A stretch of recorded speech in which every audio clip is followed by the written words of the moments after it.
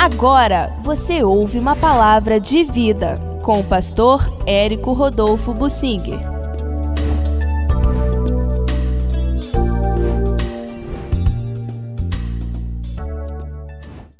Ruth e Ana, duas mulheres que extrapolaram suas intimidades. A Bíblia nos traz relatos de mulheres que marcaram o seu tempo, mudaram o curso da história e deixaram forte exemplo para as outras mulheres.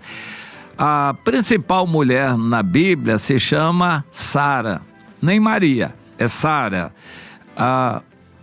Sara foi submissa ao Abraão e abençoou Abraão, não deixou um hino escrito, uma oração, um texto escrito, nada, mas ela foi fiel, foi mulher, cumpriu o seu papel. Por isso, em 1 de Pedro, no capítulo 3, ela é citada como aquela que é mulher modelo.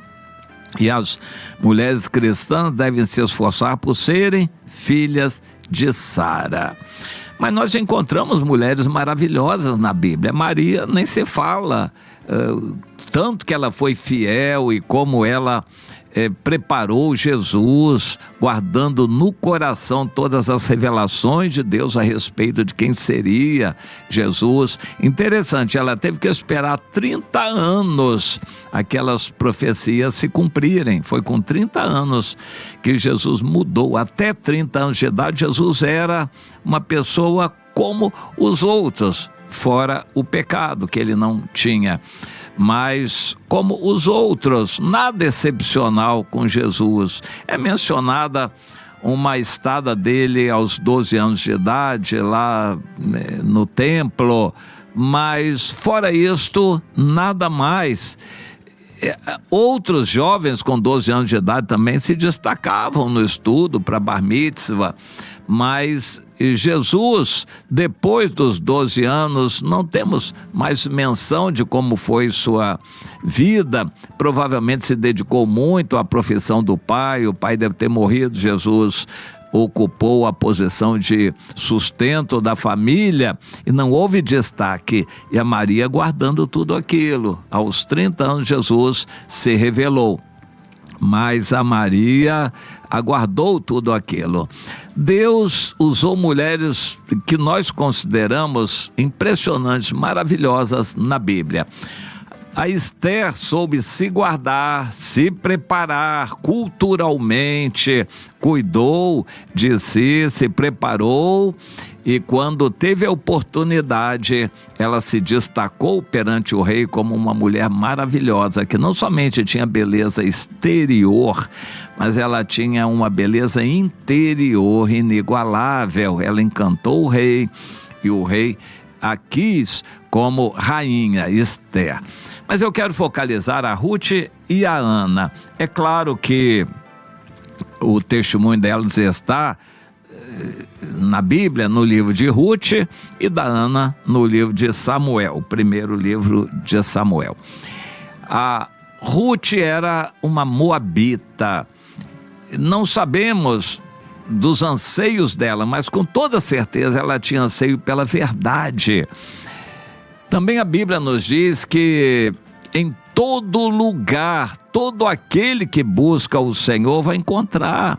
O apóstolo Paulo mencionou isso naquela célebre mensagem em Atenas. Em todo lugar, quem procurar o Senhor vai achar. Deus atende e envia oportunidades àqueles que em todo lugar tiverem sede por Ele. Era o caso da Ruth, uma jovem que, quando teve oportunidade, se casou com o Malom, filho do Elimeleque e da Noemi.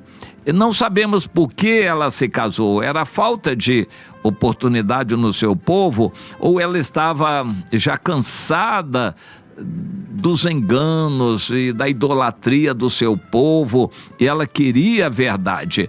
O fato é que quando ela se casou com Malom, ela começou a conhecer a verdade, o Deus da verdade, que era o Deus daquela família israelita de Judá, Belém de Judá.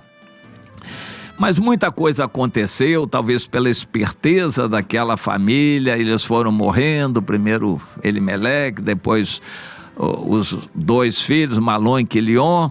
Por fim, a história fica mais grave com a Noemi e as duas noras sozinhas, sem sustento, precisando fazer alguma coisa.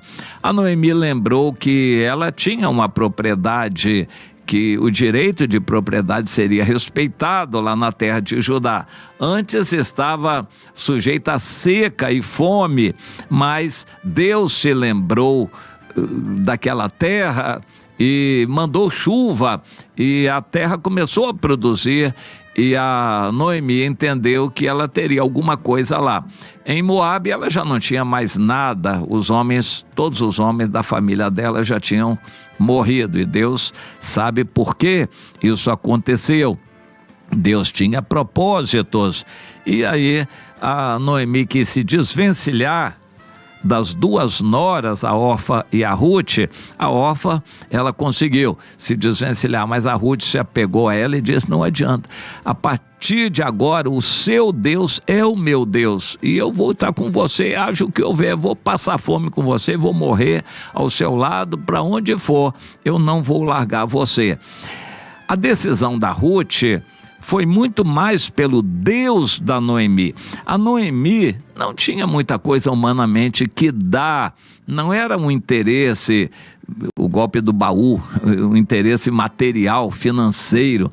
A Ruth se apegou a Noemi como alguém que conhecia o Deus verdadeiro e poderia ser uma líder para ela, uma orientadora. Eu valorizo muito essas pessoas que conhecem a Deus e nos procuram, porque elas têm sede, querem mais do Senhor, e por isso nos procuram a quem conhece o Senhor. A Ruth manifestou isso, um amor muito grande pelo Deus da Noemi, e é claro que Deus a aceitou. A Noemi foi obrigada a levá-la, e a história mudou toda. A Ruth mudou a história, vindo a ser a bisavó ancestral de Davi. E isso é colocado como algo muito importante na Bíblia, a genealogia. Ela se casou com Boaz, que teve o Obed, que teve o Jessé, que teve o Davi, e isso foi fundamental. Bem, Davi faria uma dupla com outro homem que era muito especial para Deus, o Samuel. E a história de Samuel começa com a Ana, uma mulher que se considerava muito infeliz porque era estéril, não conseguia ter filhos. Isso é narrado logo no início do livro de 1 Samuel, logo no primeiro capítulo. A Ana chorava diante de Deus porque ela não conseguia ter filhos. Inclusive ela foi bastante humilhada porque a lei permitia. Quando uma mulher não tivesse filhos, o marido teria o direito de arranjar uma outra mulher para ter filhos. E foi o que o Eucana fez. Ele, querendo preservar a família, arranjou uma outra mulher, a Penina, com quem teve vários filhos, e a Bíblia não diz quantos, e a Penina, cheia de filhos, se alegrava, e enfim, os filhos brincavam, e ela alegrava o marido. Isso fazia a Ana sofrer mais ainda, principalmente porque a Penina zombava, a Penina ria, ridicularizava a Ana, humilhava a Ana, e a Ana, sofrida, muito sofrida, foi levada a fazer um voto louco, um voto daqueles, uma pessoa em sã consciência não faz, uma mulher não faz. Senhor, eu sou estéril, não posso dar filhos, mas se o Senhor fizer em mim um milagre de me dar um filho, eu vou dar esse filho para o Senhor, consagrando-o ao Senhor por todos os dias da sua vida. Deus esperava esse voto para ele poder atender e aquele filho consagrado pudesse livrar Israel. Foi o que aconteceu. O Samuel foi consagrado, foi um milagre que Deus fez para Ana. Depois ele cresceu junto ao sacerdote Eli. Deus o estava preparando para poder matar o Eli e os 2 filhos dele que não prestavam, e o Samuel veio a ser o verdadeiro líder espiritual do povo numa época difícil, e ele abrigou o Davi também. Deus sabe o que faz, a história ele dirige, mas ele usa pessoas, e nesse caso ele usou a Ana. A Ana foi fundamental. Interessante que quando a Ana orou, a oração da Ana, quando o Senhor deu o Samuel, ela desabafa com Deus, mostrando que ela se interessava pelo bem do povo de Israel. Não era uma questão de vaidade pessoal dela, era questão de um livramento para um povo, e ela via a mão de Deus agindo em favor do seu povo. Interessante, a qualidade de vida espiritual na época de Ana era a pior possível. O sumo sacerdote Eli e os filhos dele, Ofni e Finéias. Mas a Ana vislumbrava uma época espiritual boa. Em outras palavras, se fosse hoje, ela orava por um avivamento na igreja, não por bênçãos para si.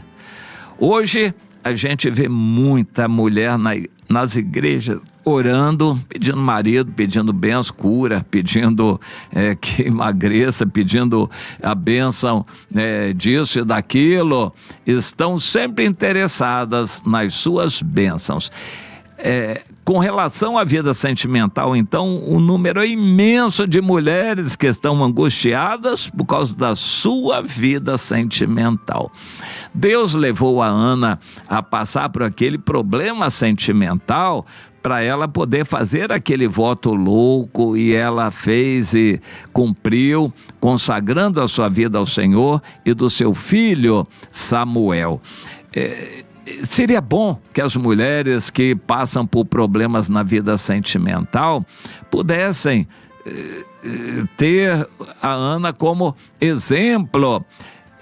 Deus não quer que você sofra assim sentimentalmente, se sinta coitadinha, desesperada, mulher largada, que não consegue marido, ninguém se interessa por você.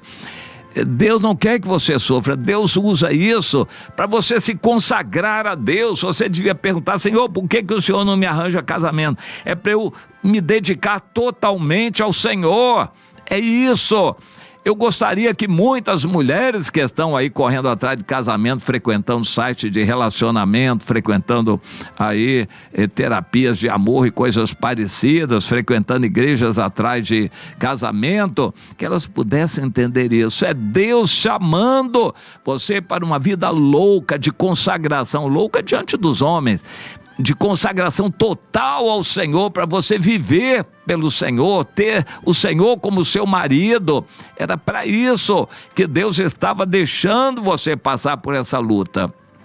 Para algumas mulheres, arranjando um homem qualquer só para marido, para constar, já era suficiente. Deus tem coisas muito mais sublimes. Você ser uma bênção para a igreja, para a sociedade, para a cidade, para o país, orar, interceder, ter uma vida de consagração a Deus é muito sublime, é muito mais do que simplesmente arranjar um casamento para satisfazer aí as suas necessidades íntimas e sua vida sentimental.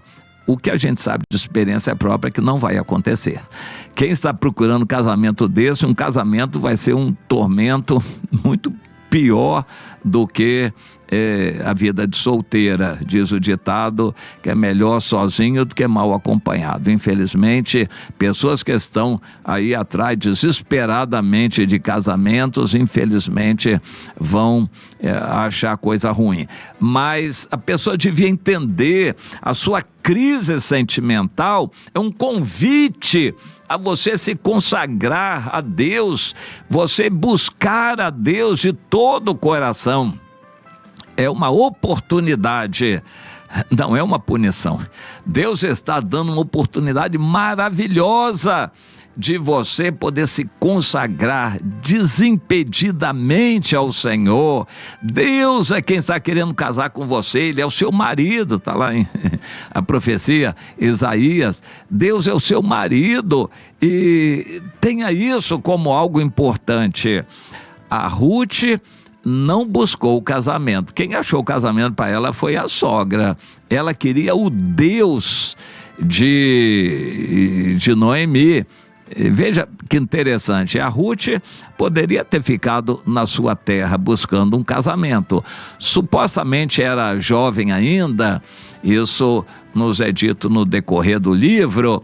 A Ruth em Moabe ainda era jovem e poderia arranjar casamento na sua terra, mas ela estava enojada com aquela idolatria, ela queria o Deus da verdade, por isso ela se apegou a Noemi, ela não quis casar com Noemi, ela não esperava casamento, ela quis o Deus da Noemi.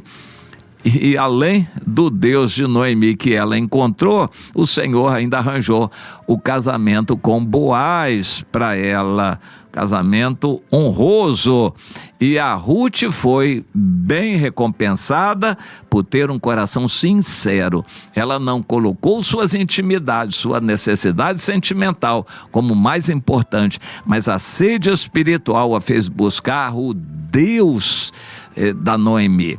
E a Ana foi aquela luta terrível contra a esterilidade que a fez buscar mais a Deus, e ela pôde entender que Deus estava dando aquele filho para ser uma bênção para a nação, para o país. A Ana foi alguém que entendeu isso. E no capítulo 2 ela faz a oração de Ana, é uma oração que nos inspira muito, porque mostra o coração de uma mulher que ama a Deus, o seu povo, que anseia por ver a verdade imperando. Isto era a oração da Ana, que mostrou a todos onde estava o coração dela.